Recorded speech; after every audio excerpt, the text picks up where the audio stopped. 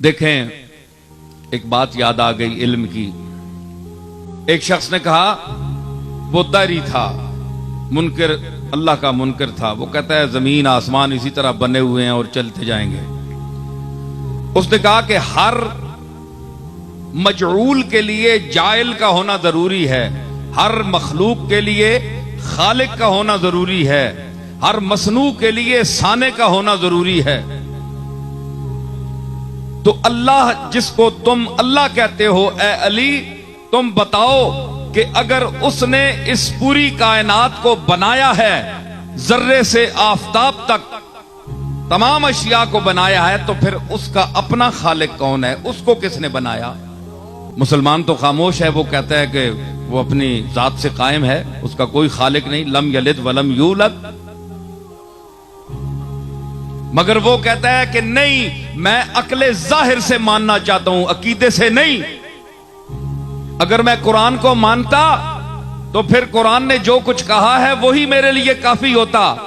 میں تو جس نے قرآن کو نازل کیا ہے اس کو بھی نہیں مانتا، تو قرآن کو کیسے مانوں؟ مجھے بتاؤ اے علی،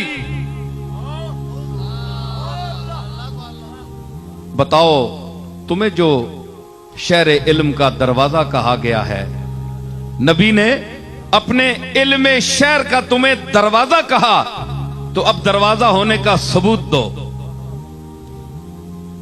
فرمایا مولا کائنات بولے، فرمایا نہیں مانتا کہ ہر بنانے والے کے لیے ایک بنانے والا، پھر اس کا بنانے والا، پھر اس کا بنانے والا. یہ تو دور و تسلسل ہے، یہ محال عقلی ہے، یہ تو ہو ہی نہیں سکتا. اس کی تو پھر کہیں رکاوٹ ہی نہیں. پھر اس کا بنانے والا، پھر اس کا، پھر اس کا، پھر اس کا، یہ ساری عمر تسبیح پڑھتے رہو. یہ تو محالات عقلیہ سے ہے. اس نے کہا نہیں، مجھے سمجھاؤ، بات سمجھاؤ. فرمایا گنتی آتی ہے، سنو علی کی ہے علم کی بات.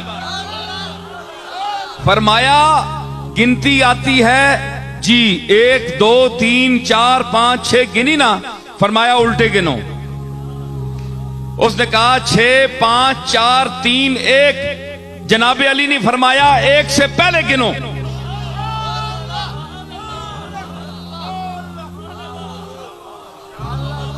بھائی آگے تو جا رہے ہو نا، 1 2 3 4 5 ہزاروں تک، لاکھوں تک، پیچھے گنو.